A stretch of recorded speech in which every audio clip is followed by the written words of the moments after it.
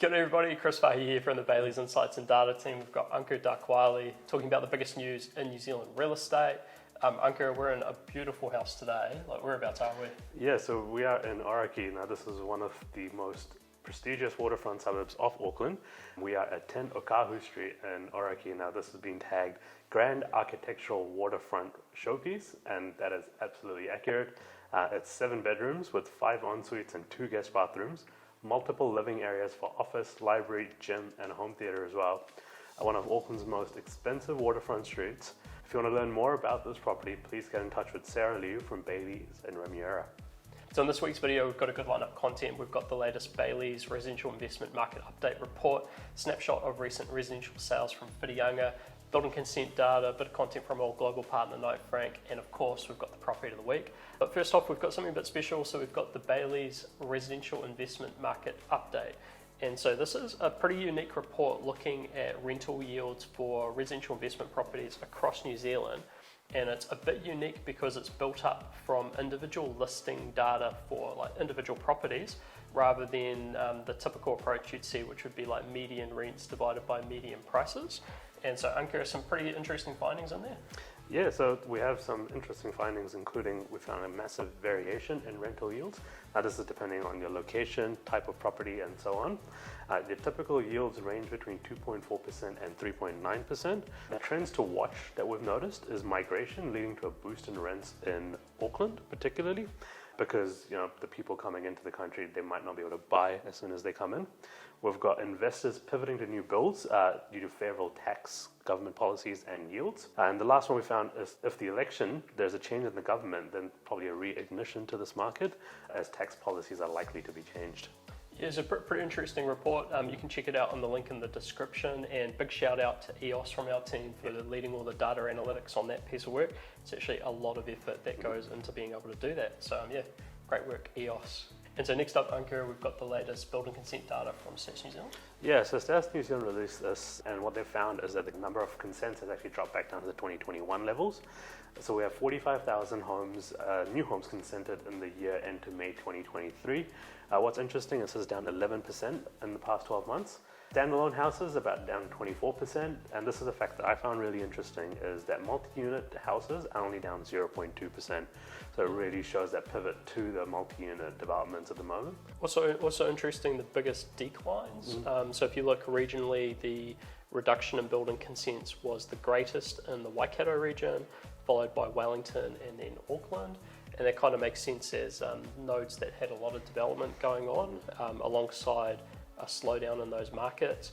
There was also an interesting fact that Ankur spotted, which was an increase in the consents for retirement village units, up to around 16% of the multi-unit consents. And I think with that market, they tend to have tranches where like a big complex gets consented and then sort of drops a whole bunch of units into the market. So next up, we've got our weekly sales snapshot, and this snapshot's powered by the team at Bayleys Coromandel with a snapshot of recent residential sales in and around Whitianga. So Ankur, first up, we've got Awatea Drive. Yeah, so this is a beautiful house on 35 Awatea Drive in Whitianga. This is 4 bedrooms, 3 bathrooms on 717 square meters. It's Northeast Canal waterfront property in Whitianga Waterways. Just add a boat and you're ready to go. And this was sold for $2.325 million, and this was sold by Belinda Salmons and Kylie Pullen from Bayleys in Whitianga. Yeah, and then next up we've got 271 Kupe Drive in Whitianga. So this is a brand new 4-bedroom, 2-bathroom home on 575 square meters. This one's located in the newest part of Whitianga, and this one's sold for $1.02 million by Bev Calder and Sherry Henderson from Bayleys Whitianga. And the last one we have is 874 Blackjack Road in Opito Bay.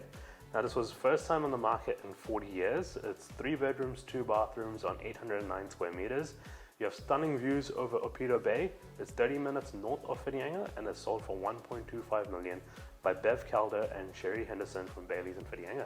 Yeah, so good selection there, and obviously a good time to be buying your holiday home. So yeah, definitely get into that.